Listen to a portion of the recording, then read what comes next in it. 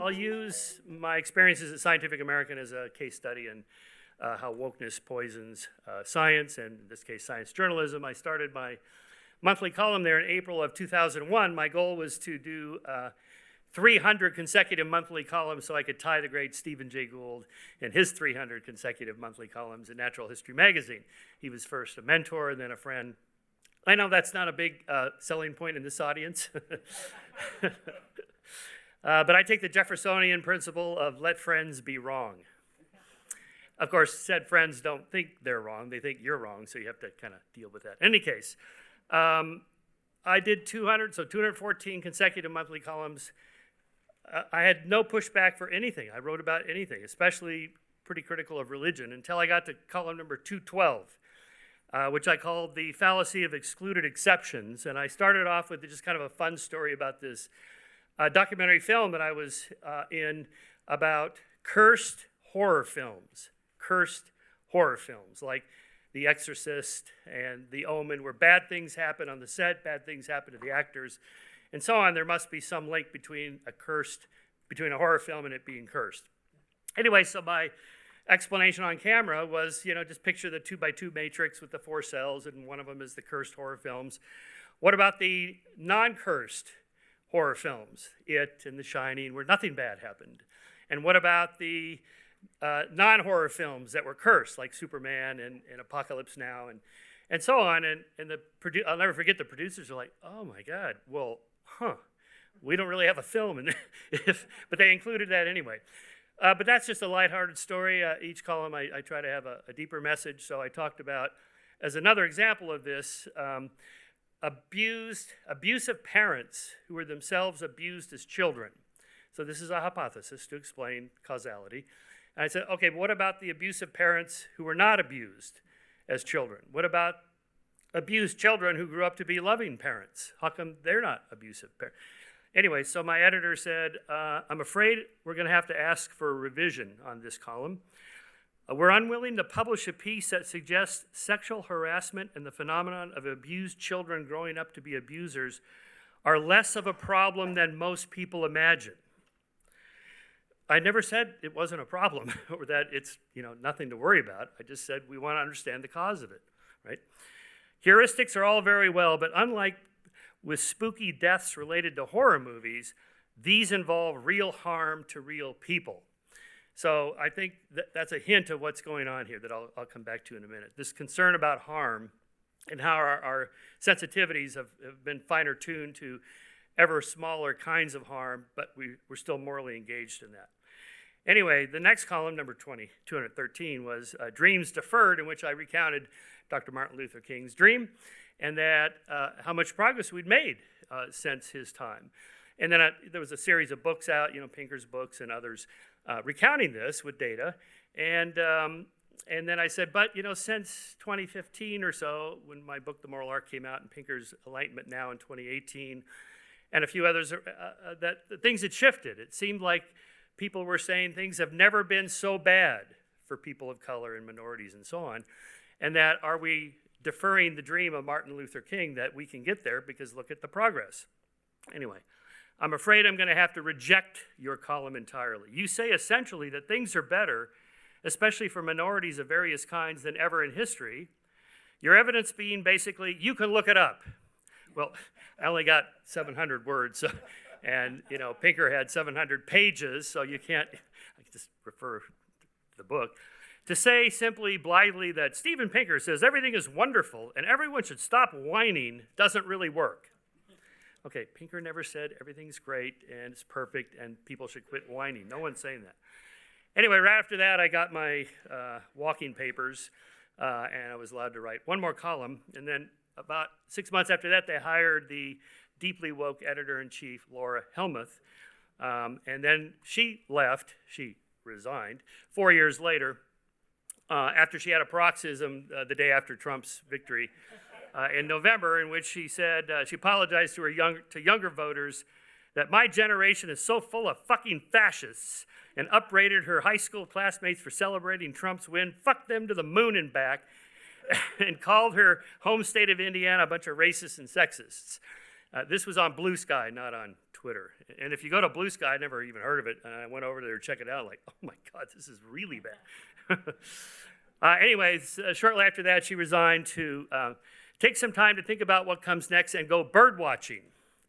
Bird watching. This is like the politician that says, I need to spend more time with my family. Oh, I wonder what that means. Okay.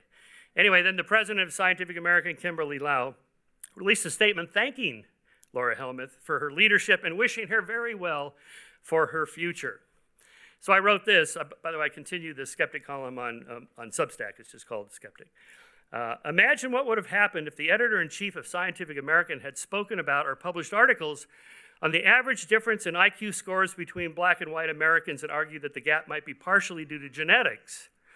Or alternatively, if she had correctly stated that, on average, women score higher than men in trait neuroticism on the Big Five personality scale and suggested that maybe this is why there are fewer female than male Fortune 500 company CEOs. She would surely have been summarily fired and publicly denounced, and we would have been told that such comments or articles do not reflect the positions or policies of Scientific American or its governing board or staff. We apologize to all who have been harmed by them. I'm just making that up, that this is what they would have said, right? She almost certainly would not have been thanked for her years of loyal service and offered good wishes for her future. So after my tenure there, here was just a sampling of some of the articles published in Scientific American. July of 2021, excuse me, denial of evolution is a form of white supremacy. So creationists are no longer religious extremists, they are white supremacists.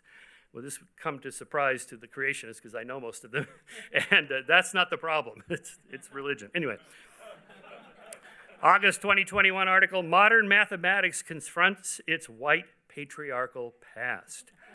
Contrary to all available evidence, accused an entire profession of both misogyny and racism while simultaneously ignoring the other field. Again, this is the counterfactual examples, excluded exceptions there, in which women outnumber men in graduate degrees such as health and medical sciences, 71%, social and behavioral sciences, 61%, and biological sciences, 51.5%, and all the others you've seen in talks here. So are we to believe that patriarchy and misogyny exist only in the fields in which men outnumber women?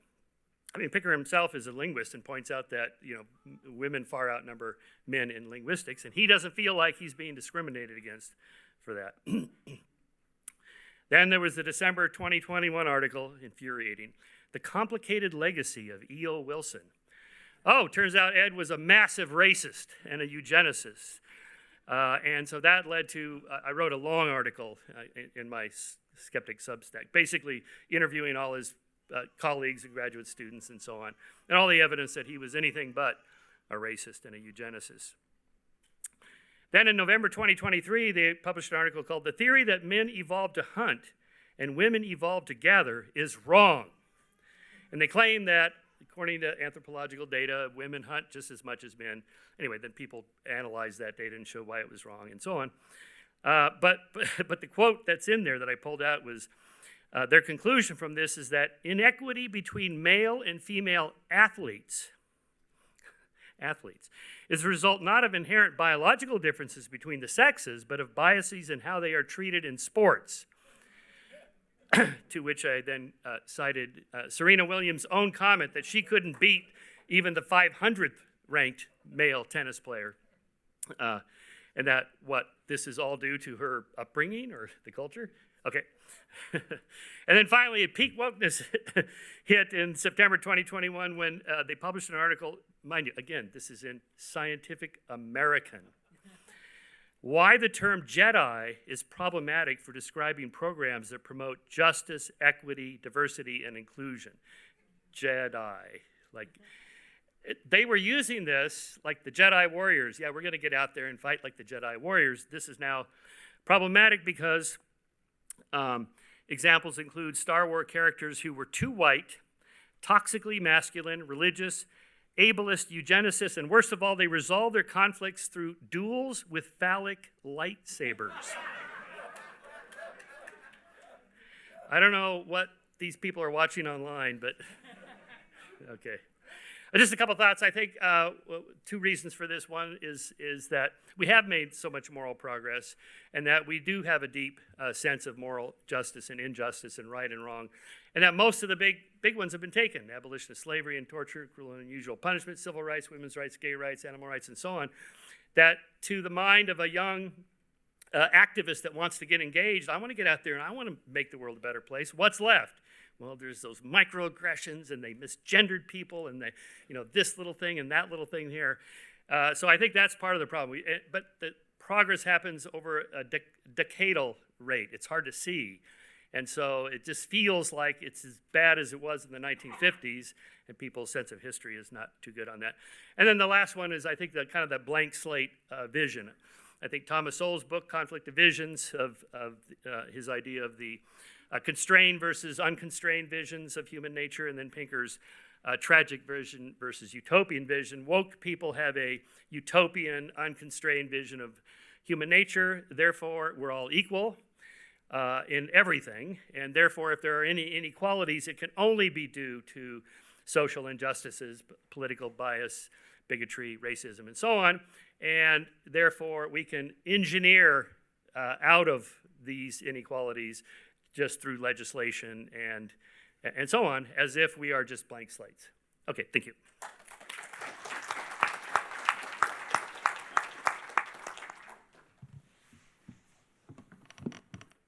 Should have had Michael last. It's a tough act to follow. Let me introduce Abigail Thompson, who's been here a few times before, who PhD from Rutgers, professor of mathematics and department chair at UC Davis, former vice president of the American Mathematical Society, an activist for improving the teaching of K-12 math, who won the ACTA Award for her 2019 Wall Street Journal op-ed critical of required diversity statements. I think we'll put that up there, right?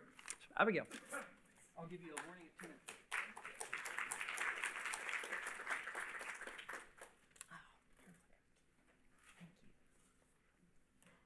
That's not my statement. So the title of this panel was, "Is Compelled Speech a Form of Censorship?"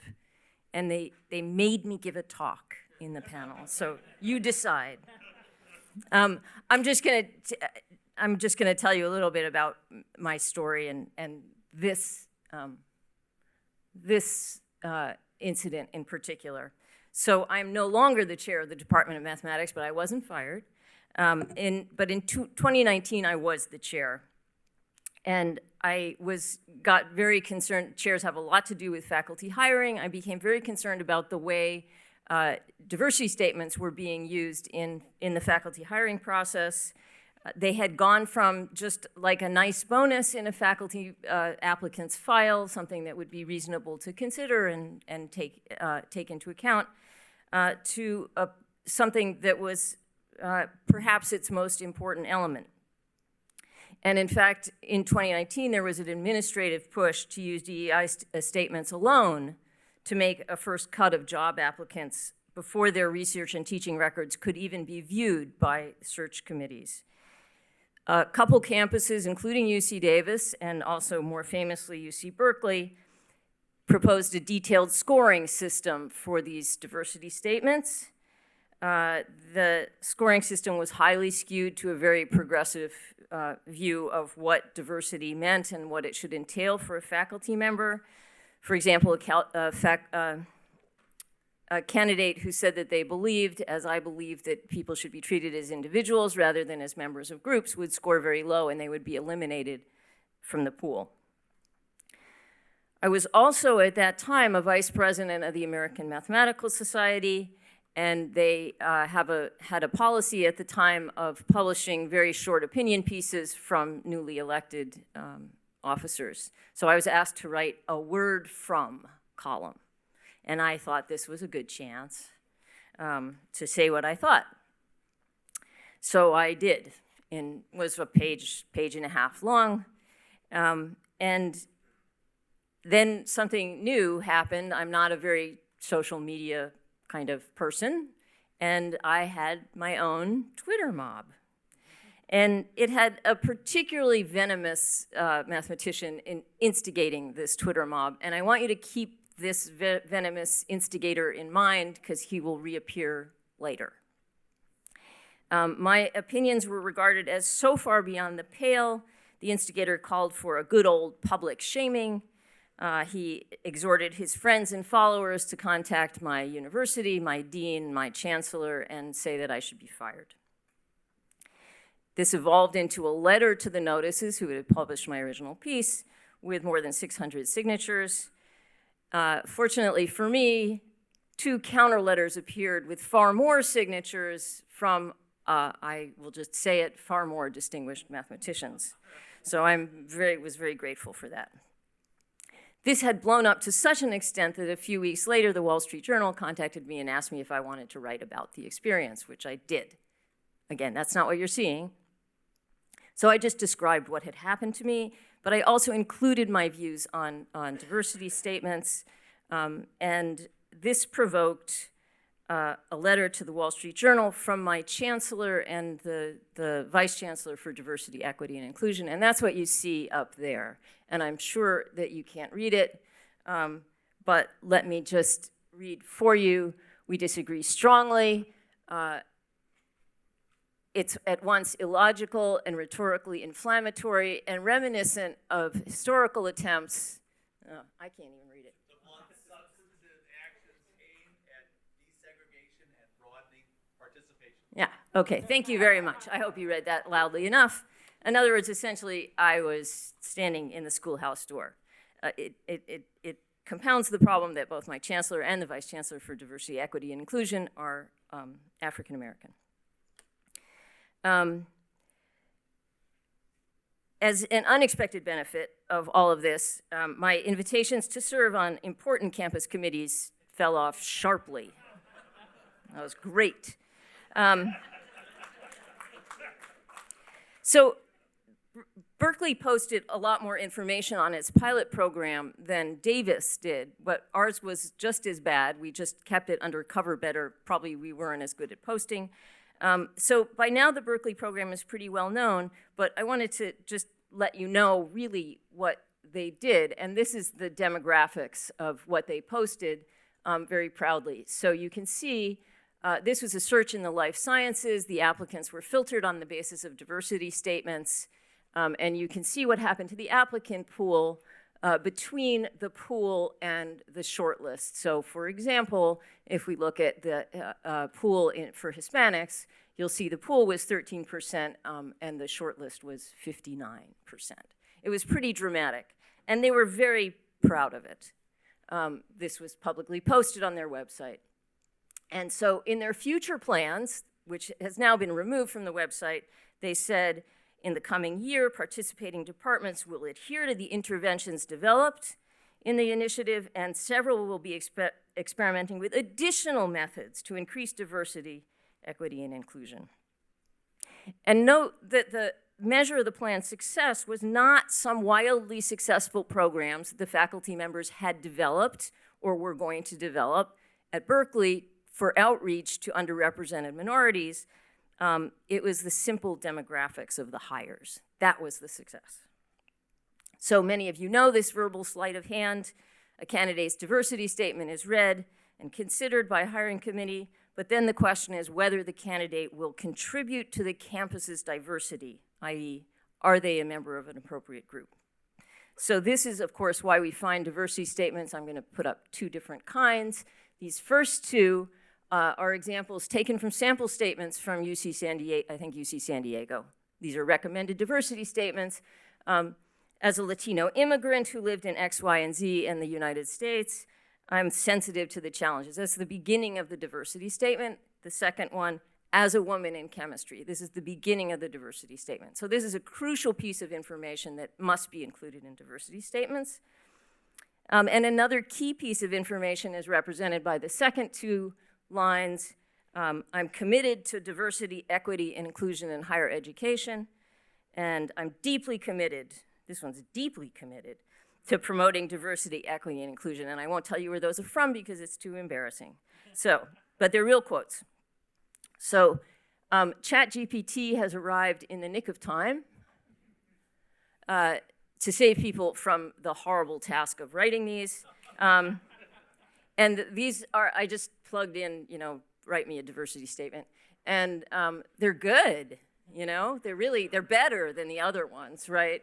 I want to point out the second one because it's more disturbing. So in my research, I've made a concerted effort to explore topics related to diversity, equity, and inclusion. My work on insert specific research project or area here has addressed issues such as briefly explain your diversity-related research focus. That is, it's actually directing you to focus your research on these topics.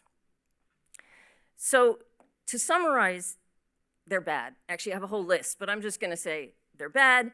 And I would like to add, they also make people lie a lot, right? Which is extremely bad as a habit for scientists to cultivate. In a New York Times article, Daniel Sargent, who's a professor at Berkeley, put it much more elegantly. He said, quote, "We're institutionalizing performative dishonesty." Is requiring them a form of censorship? Not directly, but indirectly, because these are the kinds of emails I got after all of this. So you can see, someday I too hope to speak out on this issue, but it is simply too dangerous at present. I have to say, I've recently gotten a very similar email from a colleague over a similarly contentious topic. 2 minutes? Oh, cool. You're not alone. People in precarious positions are afraid to speak out. I would say people in any academic position seem to be afraid to speak out, which is a problem. So, diversity statements have very stout and well-organized and funded defenders. One of them is from my own campus. This is a quote from law professor Brian Suchek that appeared in the New York Times. He specifically defended the Berkeley search that I mentioned before. People criticized Berkeley afterward that Berkeley didn't even consider the applicant's credentials, he said, but I would say that DEI statements are credentials. It's a direct quote. And even more frankly, again, from the New York Times, from a different article, Professor Suchek said ideological diversity is not the point. It's our job to make sure people of all identities flourish. Here, he said, it's not our job to make sure that all viewpoints flourish. So that's clear, at least. And so this is true. We don't want to have departments of astrology. But I'm pretty sure that astronomers can weed these out. In case you think things are improving, I'd say, I hope we've hit peak woke, but I'm not so sure. We still have our work cut out for us.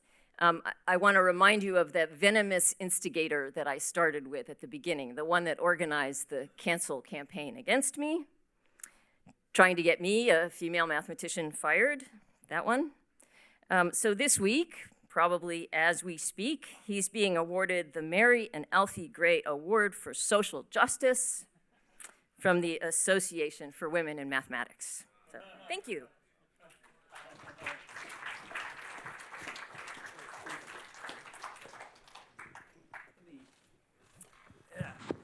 Batting cleanup, although we'll have a little time for back and forth. John K. Wilson was a 2019-20 fellow at the University of California National Center for Free Speech and Civic Engagement, writer for AAUP's academic blog, author of 8 books, including The Myth of Political Correctness. And this fall, out of Routledge, you will have coming out The Attack on Academia, which I'm looking forward to seeing. So John K. Wilson. I'll give you a 2-minute moment. Thanks very much. Can people hear me okay? I'm going to argue here and talk about diversity statements and compelled speech, and I'm going to argue against many kinds of diversity statements, but I also think some arguments and actions against diversity statements are deeply flawed, and that diversity statements should be neither compelled nor forbidden by politicians or administrators. Instead, faculty should make the decisions about using diversity statements, and we should persuade faculty not to use diversity statements. Now, in terms of the subject of compelled speech, I do want to mention that compelled speech is not always censorship. Compelled speech is perfectly normal in academia. For example, we compel students to take tests and to write papers. That's all compelling them to speak. What we're really objecting to is compelled viewpoints. But again here, compelled viewpoints are also in some cases legitimate. If you're an evolutionary biology department hiring someone, you discriminate, you compel speech by refusing to hire people who deny evolution and who believe the earth was created 3,500 years ago. And that's perfectly appropriate because it's about the scientific qualifications. The issue is when the compelled speech or the compelled viewpoints are about issues that are unrelated to scientific or academic qualifications. And there's also an issue, even within things that are related to scientific qualifications, that we want to make sure that there is room for dissent, there's room for people to think differently from the status quo. So it gets complicated because compelled viewpoints are a great danger to academic freedom. They're also an essential part of science and academia. Now, there are also, in my view, illegitimate forms of kind of compelled viewpoints, the most notable of which is the loyalty oath, and diversity statements have been compared to loyalty oaths. I think this is an inaccurate statement. I oppose any kind of oath in academia. We have several hundred religious colleges that impose faith statements as an oath, compelling people what to think. But diversity statements are not an oath. An oath is a pre-scripted statement you are obliged to agree with as a condition of employment. And diversity statements, personalized statements in response to a question, simply don't meet the characterization of an oath. That's not sufficient, of course, because there are many terrible things that we need to stop of viewpoint discrimination that are not an oath. The allegation, of course, the comparison, I think, of the loyalty oath, that diversity statements are like patriotism statements. They are just as illegitimate. I think that's wrong because patriotism is not a legitimate academic criteria. Universities are international, global institutions. We judge people based on academic merit, not based on nationalism. Diversity, on the other hand, I think there is the potential, at least, for legitimate uses of diversity. One is non-discrimination. In judging people by academic merit, we're saying they should not be discriminated against based on their identity. The other reason has to do with intellectual diversity, the idea that we should have a broad range of different kinds of viewpoints. Those are the theoretical justifications for diversity. Now, the question is that what we're really looking at when we talk about diversity statements? And I think there are many very bad diversity statements. We heard about one of them. I want to talk a little bit more about the UC Berkeley Life Sciences hire in 2018, which is the one we have all of this data about that I think is very interesting. And what was terrible about the Berkeley diversity statement, it was imposed by the administration. It was used as an initial screening test rather than as an overall evaluation. It was evaluated with a prefabricated rubric imposed by the administration that included these issues of political viewpoints, and it used a narrow definition of diversity, contrary to the University of California system's definition that was restricted to underrepresented minorities. And as a progressive, I think progressives who call for diversity should strongly oppose the Berkeley type of diversity statements. They violate the first principle of affirmative action, which is that you should cast a wide net. In the case at Berkeley, you had 78% of the candidates being knocked out and not even considered based on their diversity statement. Another part that was incredibly problematic, I don't think has gotten enough attention about the Berkeley diversity statement, is the disparate impact on Asians. 19.8% of the white applicants at Berkeley passed the diversity test, only 13.8% of the Asian applicants. And I think a hiring process where the white applicants are 43% more likely than the Asian applicants to advance should disturb anyone who's actually concerned about racial equality and diversity. But do diversity statements in general have to follow this Berkeley approach? Here I want to quote Greg Lukianoff, who has argued that diversity statements are, quote, unavoidably political litmus tests, end quote. And I think that that's a problematic standard. Unavoidably is an extremely high standard. Basically, you'd have to show that all diversity statements are being used as political litmus tests, and there's no other way to use them.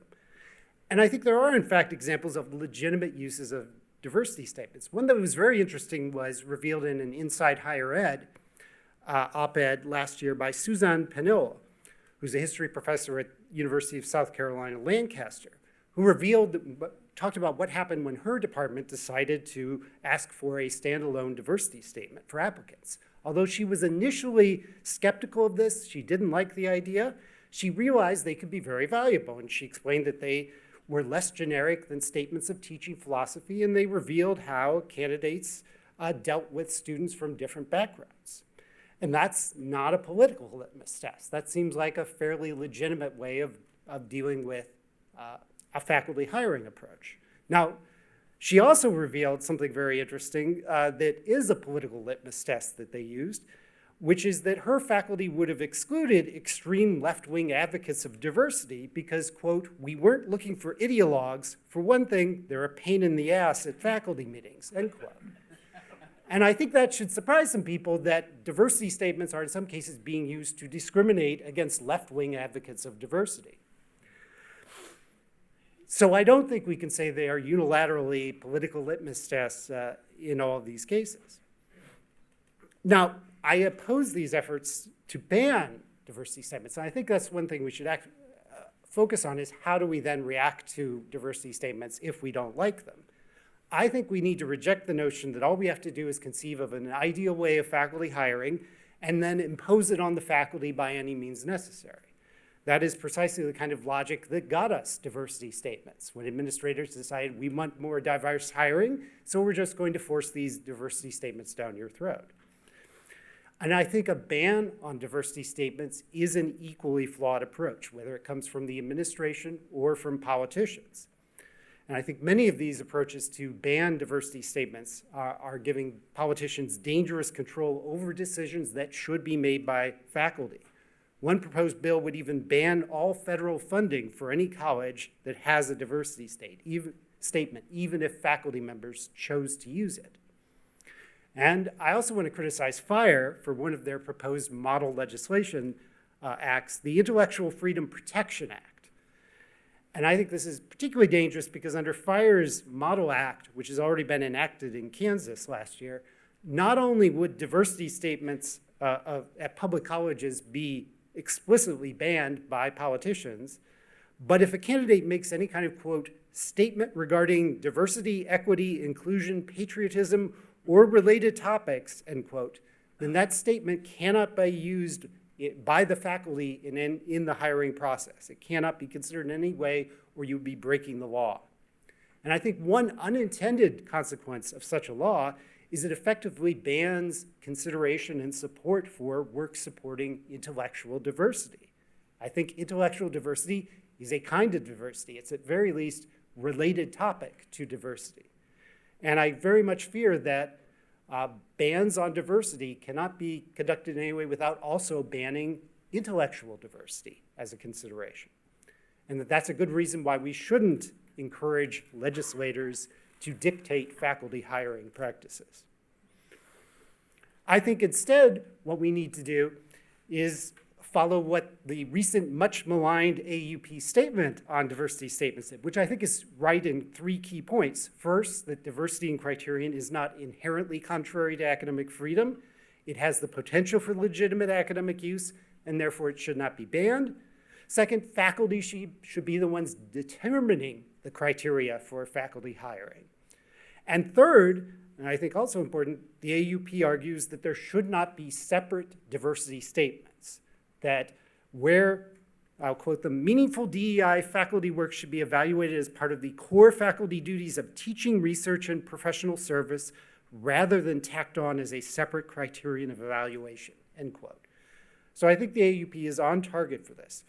And instead of calling for faculty power to be reduced, for administrators to exert control or politicians over faculty, we should return power to the faculty. And we should let the faculty decide these issues about diversity statements. And we should do that even though the faculty might get it wrong, whatever you think wrong is.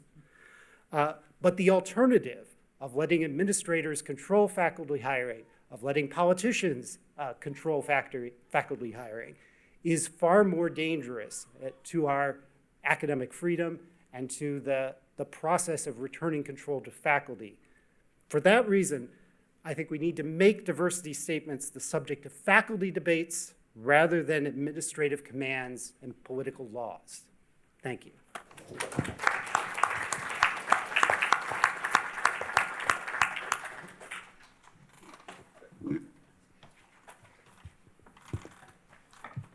I want to make sure there's time for the audience, but I want to ask the panelists, do you have any quick back and forth, 1-2 minutes for any of you, or should we go to the audience questions?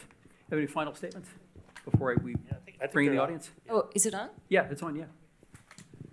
That I have to say was the best defense of diversity statements I've heard, probably, but I still don't buy it. I feel that it's sort of like saying it's true that socialism so far hasn't gone well, but if we just implement it correctly, it's going to be fine, and I can't say I buy it. And I would also like to say, I think in many respects, their diversity statements are worse than political litmus tests. So I'm one of the people that said this is very similar to the loyalty oath of the McCarthy era, because it not only requires you to attest to that you subscribe to this, I firmly believe in diversity, equity, and inclusion, it requires you to demonstrate, to have done stuff. It's not just, I have never been a member of the Communist Party. It's also, I have actively worked against the Communist Party, and I intend to continue to work against the Communist Party. So they're, in some sense, worse than those loyalty oaths. John, quick thought. Well, I think that, again, I'm not trying to defend socialism or diversity statements. I'm trying to defend the right of people to make that part of the faculty hiring criteria, or to make socialism something they advocate. I think you can recognize the bad things about them and still see that, and this is partly, I think, a philosophical argument about how you get rid of diversity statements. It is, and I generally think that would actually be a very good thing, but you do it by convincing faculty to do it. For one thing, even if you get rid of diversity statements, faculty can still use diversity. They're still going to be making these potentially disturbing ways of faculty hiring unless you persuade them to do otherwise. The statements don't actually do a lot. At Berkeley, for example, it wasn't the statement that reduced those numbers of white applicants down so far. It was the regular faculty hiring process after the diversity statement. There's still 48% of the applicants were white after the diversity statement. It was the regular process that actually ended up doing it. So whether you like the diverse hiring pressure or not, and I'm very sympathetic to your side on this, the diversity statements are neither the problem nor the solution, whichever side you're on. But what we shouldn't do is create this precedent of letting the administration decide what the faculty are going to do, or worse yet, letting the politicians decide what the faculty are going to do. Michael, you have a quick thought? Yeah, I had Chris Rufo on my podcast, and we were talking about this, and I made the case of like what you're arguing. Let's do it from the bottom up, changing the norms. Heterodox Academy, fire Pinker at Harvard, and Yasha Monk and his Substack, and all that. And he said, "You guys lost that battle. Wokeism has taken over. It's time." And in this case, he was working with Ron DeSantis in Florida. We pass laws and do it from the top down. Well, I'm a libertarian, so that doesn't sound like a great solution to me. But sometimes you do have to do that. If it's violating like a civil rights act or law or something like that, if it's discriminatory. John, I love the argument. I think you're making this argument really well. I'm going to give you a final word before you go to the audience. Well, I think the way you approach this does matter a lot. That this whole, that we do need to persuade people to do this. That trying to force this down force, whether you're banning diversity statements or compelling them. And tactically, strategically, I think this is the answer. It's a lot easier to get faculty on board if you tell them we are trying to restore faculty power and faculty authority than if you tell them we are going to ban diversity statements, whether you like it or not. I think if you're looking to get faculty on your side, strategically, morally, philosophically, politically, I think that is the better way to go. We have a lot of hands up. I shouldn't do this, but Greg, do you have any words before I turn off, since you've already been mentioned? Okay, very good. There's a gentleman in the middle who had his hand up really early in black. Do you want to?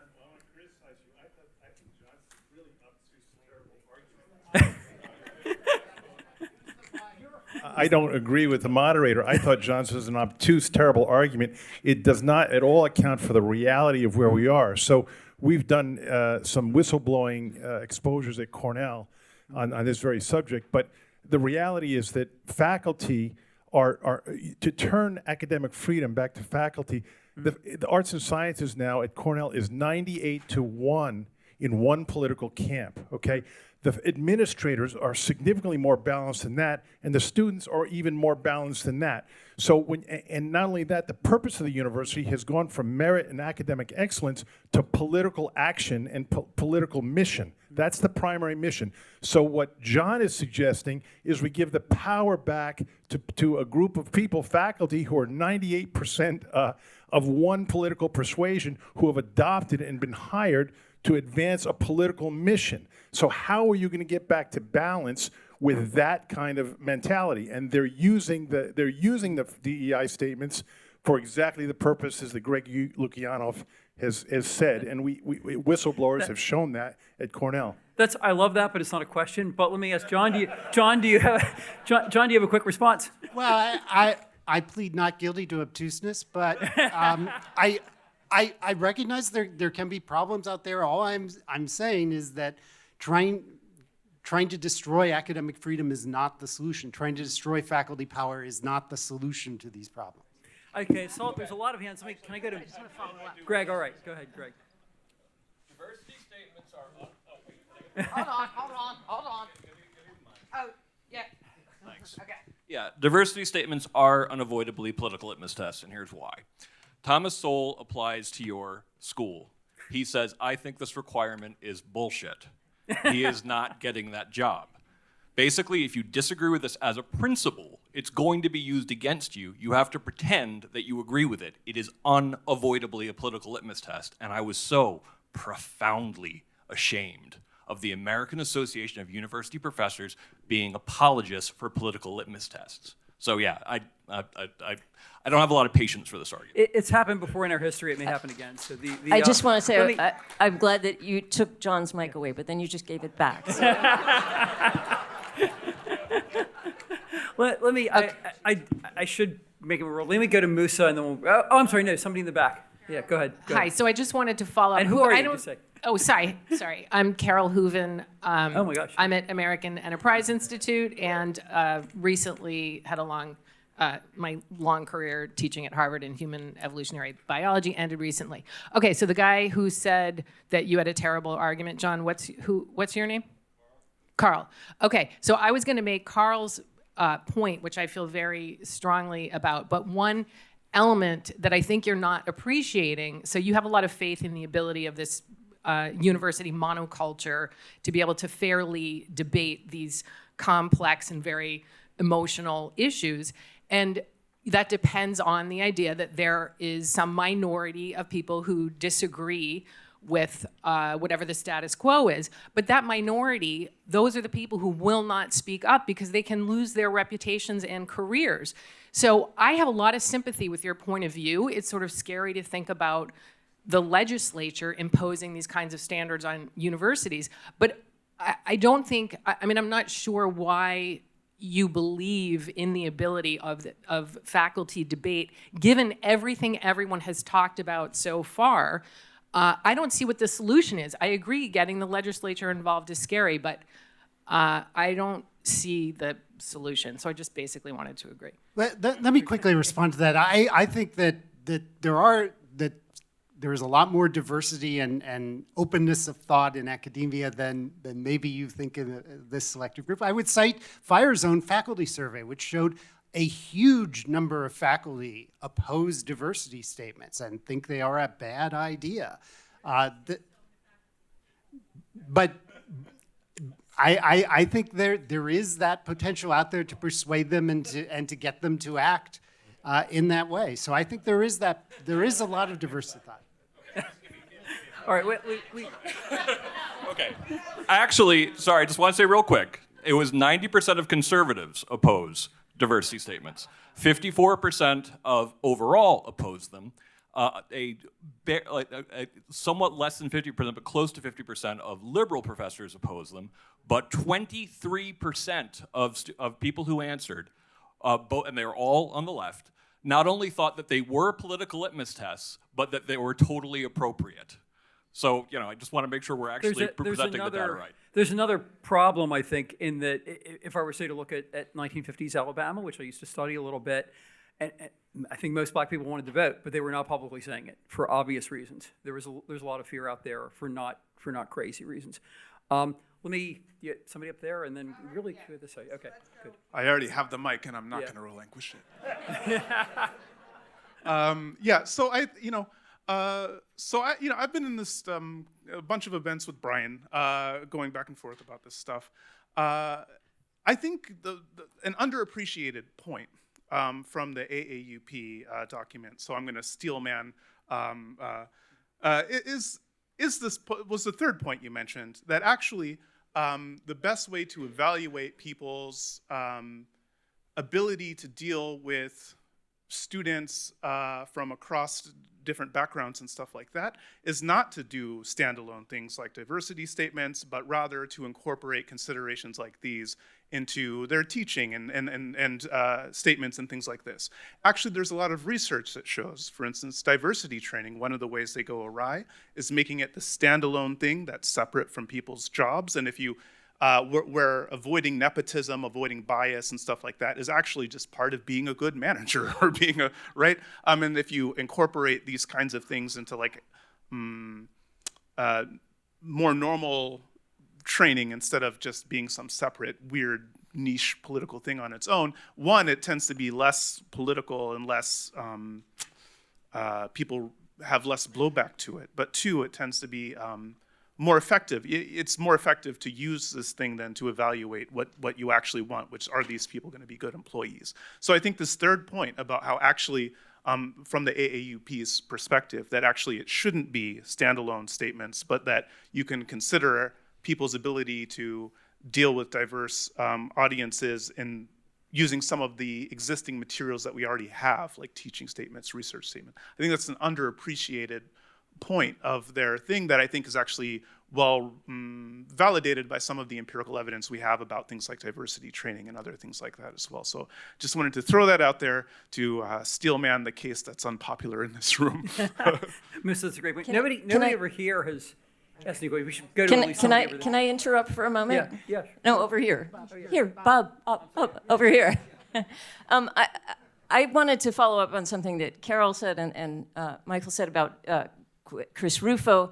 I think a critical question is, this also addresses John's point, have we already gone too far for the kind of discussion that you're interested in to even take place on campus? And I would argue that we have, that the overwhelming feeling on campus is so opposed to an actual rational discussion of this that it cannot take place. And since I've tried to have discussions like this in our current academic senate, I can tell you it's just not going to happen. People are not willing to jeopardize their jobs in order to cross what is in fact an administrative fiat. It's come from above, and there's not much you can do about it. But you know, the rot is all the way at the center, I'm afraid. So I think some kind of external pressure to get rid of this is absolutely crucial. I mean, nobody over there, that side, I think it's talking. You want to grab somebody? Start over here. Good. Okay. Eric Smith. Thank you very much. My issue with diversity statements is that they're not diverse, right? There's one right answer, and you better get it, right? And I mean, Frederick Douglass's diversity statement would be rejected, right? Zora Neale Hurston's would be rejected, right? And they liked being black. So I'm thinking maybe we're taking too big of a leap, or trying to take too big of a leap. Maybe a baby step would be to kind of keep the diversity statement, but make it, you know, to tolerate other viewpoints within that diversity statement. And perhaps we can deal with that low-hanging fruit instead of trying to leap and bound into getting rid of them altogether, right? And I also want to say I appreciate the viewpoint diversity in this room right now, right? Nobody's dropped to their knees and started crying, right? This is how it should be. Yeah, go ahead. Yeah, go ahead. We have time for two more, I think, two or three. Yeah. Thank you. John Chisholm, MIT. I'm not a faculty. I was on the corporation and president and chair of the Alumni Association. Advocates for DEI purposely use the word diversity ambiguously so that the goodwill associated with the good forms of diversity, namely cognitive and intellectual, are associated with and ascribed to racial and ethnic diversity. When I say cognitive and intellectual diversity, I mean, is someone an abstract or concrete thinker? Are they risk averse or more risk neutral? Do they have a long-term or short-term time horizon in their thinking and decision making? All of these things make teams, work groups, boards, committees, better decision makers. So that's a good form of diversity. That's hard to assess. That takes time to determine whether someone is a long-term or short-term thinker, abstract, concrete, and so forth. Racial and ethnic diversity can be assessed immediately just by looking. It doesn't require any effort, and it is not at all indicative of one's cognitive and intellectual diversity. In fact, striving for racial and ethnic diversity often reduces cognitive and intellectual diversity. So it seems to me we should never use the word diversity all by itself. We should be specific about what type of diversity we're talking about. In this case here, primarily racial diversity rather than cognitive or intellectual. If we mean the latter, we should say the latter and insist that the people we're talking to are also make that distinction. Thanks. Any comments from the panelists? Or we'll go? I would just say I think intellectual diversity is something that should be added to diversity statements, diversity criteria in general, even though I don't think there should be diversity statements separate at all, but I think it is a way of improving and reforming diversity. It's not a cure, and it's not necessarily ideal, but I think one way to make diversity better is by making clear that intellectual diversity should be a part of it. I'm not, any question over there, or jump here, I'm not sure. Let's see, why don't we go over here? Yeah. Although I'm short-sighting you guys. I think you pick one. Which one? Come on, guys. I want geographic diversity across the room. Right. Okay. So to slightly go to a more diverse topic for the panel, the discussion of how shall we say, an uncollegial colleague can attack a member of the community for simply disagreeing with them and is now being rewarded for this with a diversity award.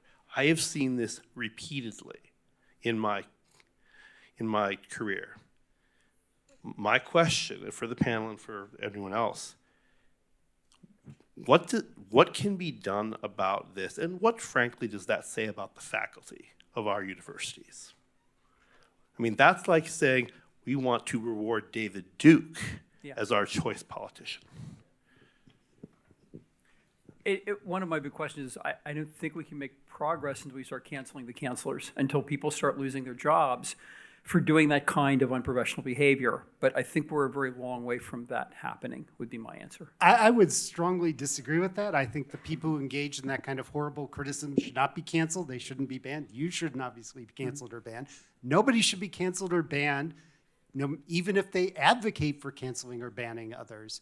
We should instead judge people based on their academic merit, not whether they've led a mob or not. There's a bold statement. Let's go. I think either of you two guys, I think all three of you have been waiting a while. So, Thanks very much. I have a question for John.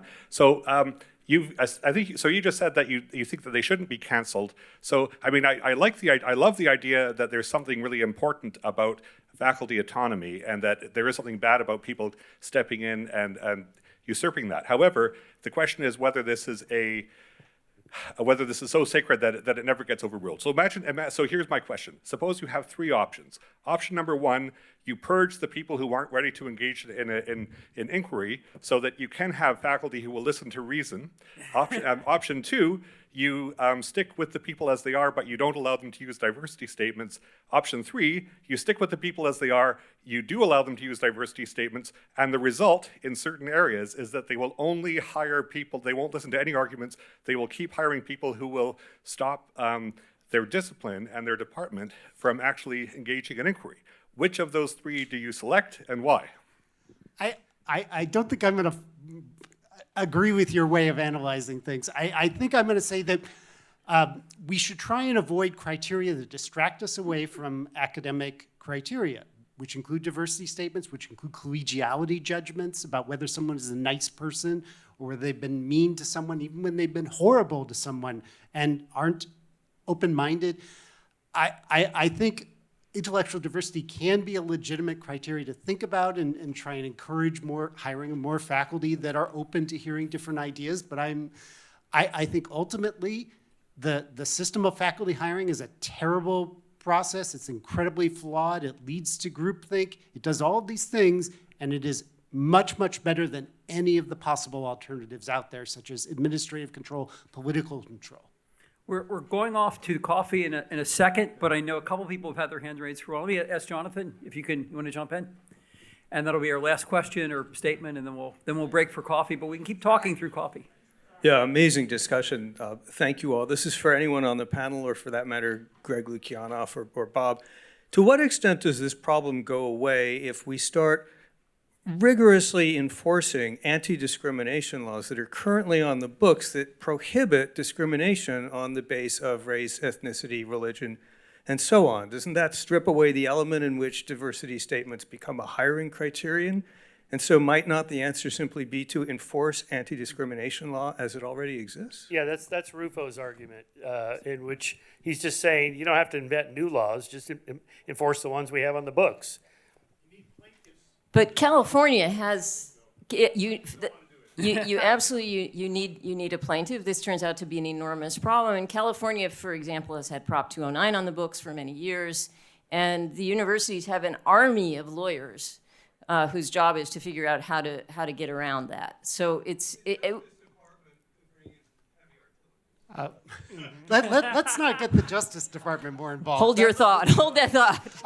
Let me just say on anti-discrimination, the problem is that faculty hiring is subjective and judgmental. And so you can't just say, oh, well, we know if someone gets hired, that it's been an act of discrimination. It's also secretive. We know who's been hired, therefore it's an act of discrimination. You can't really assess that very well unless someone confesses to it. And with faculty hiring, lots of people can conceal their motives and their reasons. And so that's why ultimately you have to persuade people and change the culture. And not rely on the government. This is a really great discussion, which we should continue over coffee. Let's thank all the panelists.